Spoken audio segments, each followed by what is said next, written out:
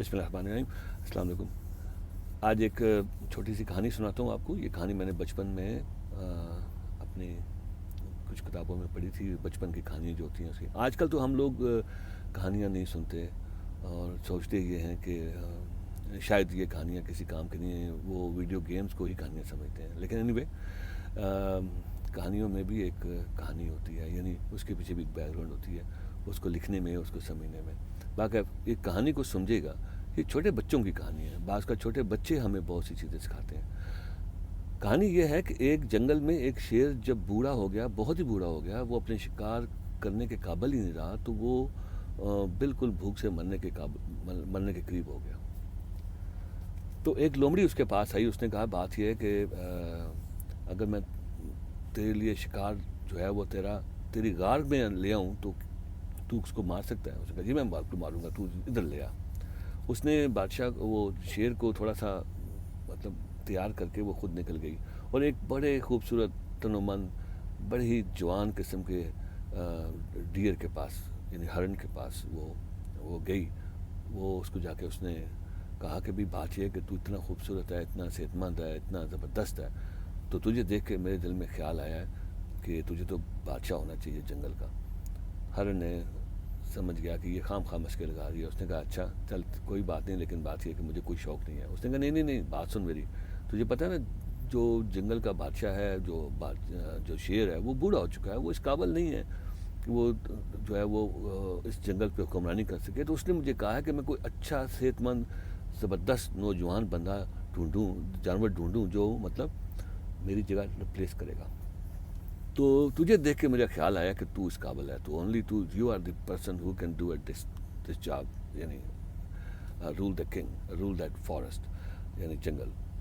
اب آپ دیکھیں وہ جناب ہرن نے کہا تو واقعی صحیح کہہ رہی ہے. انہوں نے کہا بالکل تجھے صحیح بتا رہی ہوں کہ جناب تو بالکل جو ہے نا پرفیکٹ ہے ایک بادشاہ بننے کے. تو اس نے کہا پھر مجھے کیا کرنا ہوگا. اس نے کہا تو بس تجھے میرے ساتھ شیر کے پاس چلنا ہوگا. اس کو شیر تجھے کچھ مطلب بتا دے گا تجھے وہ کہ کیا کرنا ہے کیا نہیں کرنا, اور تو بادشاہ بن جائے گا. اب ہرن جو ہے اس کے پاس اس کے ساتھ ساتھ چل پڑا. اس کے غار میں پہنچا. اس کے غار میں جا کر اس نے جیسے وہ غار میں انٹر ہوا ہے تو بادشاہ نے اس پہ شیر نے اس پہ جمپ لگا دیا. اس کو پکڑنا چاہا, اس کو مارنا چاہا, لیکن ہرن بھی بہت صحت مند تھا اور جوان بھی تھا. اس کے نرگے میں نہیں آیا. اس کے نرگے میں نہ آیا تو کیا ہوا, اس کا کان صرف جو ہے وہ بادشاہ کے یعنی شیر کے ہاتھ میں آ گیا, اور باقی وہ بھاگ گیا. اب جناب کان پکڑ کے بادشاہ بڑا پریشان ہوا. یعنی جیسے بادشاہ میں اس لیے کہہ رہا ہوں کہ وہ بادشاہ تھا, شیر جنگل کا بادشاہ نا, اس لیے یعنی وہ شیر جب وہ اپنا ہاتھ میں وہ یہ لے کے بیٹھا ہوا کان, وہ بڑا پریشان ہو رہا ہے یہ کیا ہوا ہے میرے ساتھ. لومڑی نے کہا باوے تو نے تو فرق کر دیا سارا کام ہی, تو نے تو بالکل ہی اپنے آپ کو جو ہے نا تو اس قابل ہی نہیں ہے, تو نے اس کو اتنا تجھے پاس لائی ہوں تو مطلب پھر بھی. اس نے کہا یار بس غلطی ہو گئی ہے, اگر تو اس کو میرے ساتھ ایک دفعہ پھر میرے پاس لے آئے نا, اب اس کو میں اب جانے نہیں دوں گا. لومڑی نے کہا اچھا تو میں دوبارہ ٹرائی کرتی ہوں. اب دیکھیں کہ ایک ہرن ہے جو شیر کے منہ سے نکل ہے جان بچا کے, اپنا کان بھی گوا چکا ہے. ہرن اس کے پاس دوبارہ گئی ہے. اس نے دیکھا وہ جناب, اس نے ہرن کو دیکھا ہے, ہرن نے دیکھا ہے لومڑی کو. تو لومڑی کو دیکھتے ہی اس کو غصہ آیا. اس نے کہا میرے پاس نہ آنا, میں تجھے سینگ مار کے طرح پیٹ پھاڑ دوں گا. ہرن نے کہا بات تو سن میری. اس نے کہا بات کو نہیں سنی, تو بڑی مکار ہے, تو دھوکے باز ہے, تو نے مجھے وہاں پہ دھوکے سے لے کے گئی ہے. شیر مجھ پہ حملہ کرنا چاہ رہا تھا, وہ مجھے مارنا چاہ رہا تھا. اس نے کہا بات سن میری, یہ بات نہیں تھی, تو مس انڈرسٹینڈ کر گیا. لومڑی جو تھی وہ بہت چلاک تھی, اس نے بڑے اچھے طریقے سے اس کو مینیپولیٹ کیا. اس نے کہا سادیا وہ تو کان میں تیرے بات بتانا چاہ رہا تھا. بادشاہ جو ہے وہ جو شیر تھا وہ تمہارے کان میں تمہیں بادشاہ سے متعلق کچھ راز بتانا چاہ رہا تھا تمہارے کان کے اندر, اور تو گھبرا گیا.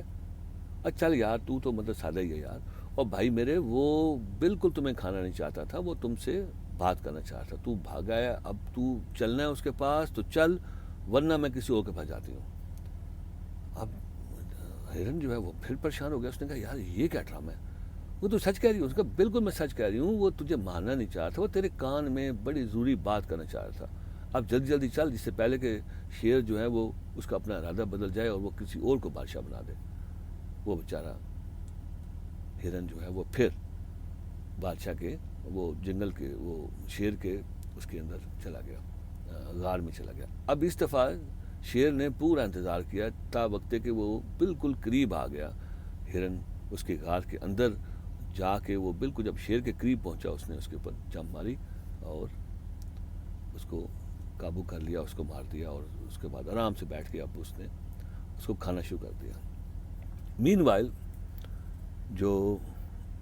جو شیر تھا جب وہ کھا رہا تھا, تو مین وائل جو وہ لومڑی ہے وہ آرام سے آئی ہے, اور اس نے ہرن کے دماغ, سر میں سے دماغ نکالا اور وہ چٹ کر گیا. بڑا نرم اور بڑا مزیدار, طاقت سے بھرپور. وہ اس نے کھایا, اس نے سائڈ پہ جا کے بیٹھ گیا اور اس نے سارا دماغ کھا لیا اس کا.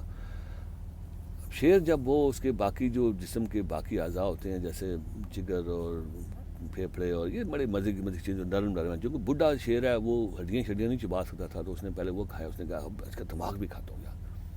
اور وہ جب دماغ کی طرف گیا, دیکھا دماغ میں تو, کھوپڑی میں تو دماغ ہی نہیں ہے. اس کو غصہ چڑھا. اس نے دیکھا لومڑی کی طرف, اس نے کہا اوے تو نے اس کا دماغ تو کھا گیا. اس نے کہا بادشاہ سلامت, اعلیٰ حضرت, اس کا ہرن کا دماغ نہیں تھا. شیر نے کہا وہ کیسے پاسبل ہے, ایک جانور ہے اس کا دماغ ہی نہ ہو, یہ کیسے پاسبل ہے. اس نے کہا اعلیٰ حضرت, اگر اس کا دماغ ہوتا تو ایک دفعہ کان کٹوا کے تمہارے ہاتھ سے کان ضائع کروا کے یہ تمہاری غار میں واپس آتا. یہ کہانی ختم ہو گئی یہاں پہ. اچھا, اب آپ دیکھیں, تو اس سے میں جو سوال جو میرے ذہن میں آیا, وہ جو اصل میں بات سمجھانا چاہ رہا ہوں یہ ہے, اس میں ظالم کون ہے اس کہانی کے اندر, شیر یا لومڑی. بظاہر تو لگتا یہ ہے کہ چونکہ شیر نے اس ہرن کو مارا تھا, وہ ظالم ہے. حالانکہ وہ ظالم نہیں ہے, کیونکہ شیر کا تو کام ہی ہے وہ شکار کرنا اور جانور کو مارنا, یہ اس کا کام تھا. لیکن ظالم بیسیکلی لومڑی ہے, کہ جس نے اپنی صرف چند بوٹیوں کی خاطر ایک تن و من خوبصورت ہرن کو جو ہے وہ اس کو اس مصیبت میں پھنسا دیا, اس کو مروا دیا کہ وہ چند بچا کچا گوشت کھا لے. اور اس لیے آپ اپنے ارد گرد لوگوں کو دیکھیں گے, آپ دیکھیں گے کہ کچھ لوگ آپ کے ساتھ کس قدر ظلم کرتے ہیں. اپنا تھوڑا سا فائدہ لینے کے لیے آپ دیکھیں گے کہ لوگ دوسرے لوگوں کو کتنی مصیبت میں پھنسا دیتے ہیں. وہ جو فراڈ کرتا ہے, وہ جو دھوکے بازی کرتا ہے آپ کے ساتھ, وہ فراڈیا نہیں ہے, وہ دھوکے باز نہیں, وہ ظالم نہیں ہے. اس کا تو کام ہی ہے, وہ تو ظالم ہے, وہ تو ہے ہی دھوکے باز. ظلم وہ شخص کرتا ہے جو اپنی چلاکی سے آپ کو صرف اپنے چند پیسوں کی کمیشن یا چند پیسوں کی خاطر آپ کو وہ برباد کر دیتا ہے.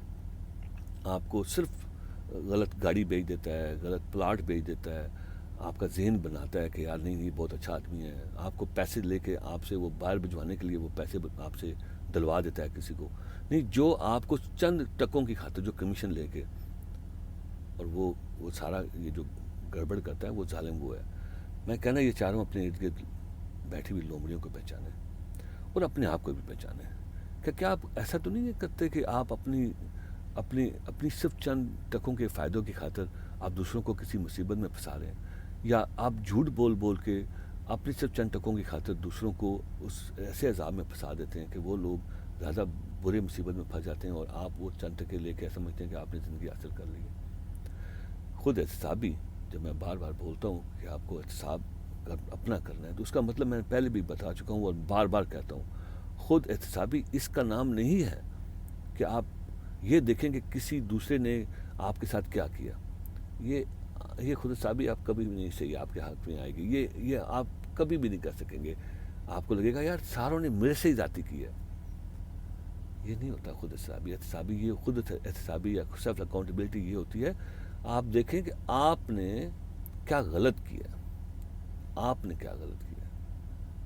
یہ نہیں کہ لوگوں نے آپ کے ساتھ کیا کیا, آپ نے کیا غلط کیا, اس کے جواب میں لوگوں نے آپ کے ساتھ کیا کیا. یعنی اگر میں نے کسی کے جوتے چرائے ہیں تو مجھے جوتے چرانے چاہیے تھے نا, لیکن میں نے جوتے چرائے ہیں تو اس کے بعد لوگوں نے مجھے مارا ہے تو میں کہوں گا یار لوگ بڑے ظالم ہیں. اس پہ ایک لطیفہ ٹائپ کا شعر سناتا ہوں آپ کو, وہ ایک واقعہ سناتا ہوں, ایک لطیفہ سناتا ہوں چھوٹا سا.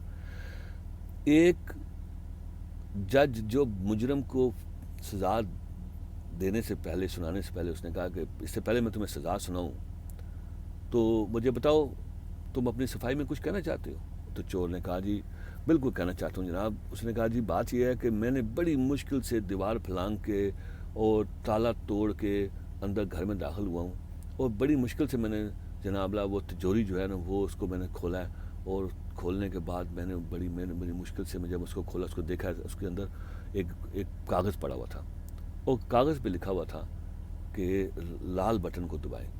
میں نے سمجھا کہ اس کو دباؤں گا تو کوئی خزانے کا دروازہ کھل جائے گا. میں نے اس کو لال بٹن دبایا تو جناب پولیس آ گئی ہے.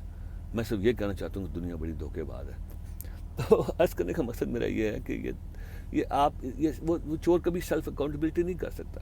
اس کو لگتا ہے کہ لوگوں نے دھوکہ کیا اس سے, لیکن وہ یہ نہیں دیکھ رہا کہ وہ کیا کر رہا تھا, اس کا مقصد کیا تھا, وہ کس چکر میں اپنی محنت ضائع کر رہا تھا, اپنی محنت کس کام میں لگائی ہوئی تھی اس نے. سیلف اکاؤنٹیبلٹی ہی ہمیں انسان بناتی ہے. سیلف اکاؤنٹیبلٹی ہی ہمیں وہاں لے کے جاتی ہے جہاں بھی انسان کو اللہ تعالیٰ لے کے جانا چاہتے ہیں. نہیں, اللہ تعالیٰ چاہتا ہے کہ انسان کو وہی مقام رہے اس کا جسے وہ مخلوقات کے لیول پہ اس کو وہ پروردگار دیکھنا چاہتا ہے. اس لیے انبیاء آئے ہیں, اس لیے قرآن جیسی لاتعداد اللہ تعالیٰ نے کتابیں بھیجی ہیں, انجیل, تورات اور یہ سب کچھ اسی لیے کہ انسان کو سکھائے, سمجھائے, بتائے کہ اپنے آپ کو پہچانو, اپنی عزت نفس کو پہچانو, جھوٹی انا کو نہیں, اپنی عزت نفس کو پہچانو, اللہ سے ڈرو اور اپنے آپ کو سیلف اکاؤنٹیبلٹی میں ہمیشہ اس میں رکھیں اپنے آپ کو. دیکھیں سیلف اکاؤنٹیبلٹی ہی آپ کو وہ بنائے گی جو آپ بننا چاہتے ہیں. یعنی اگر آپ اچھے انسان بننا چاہتے ہیں, کامیاب انسان بننا چاہتے ہیں, سیلف اکاؤنٹیبلٹی کے بغیر نہیں بن سکتے.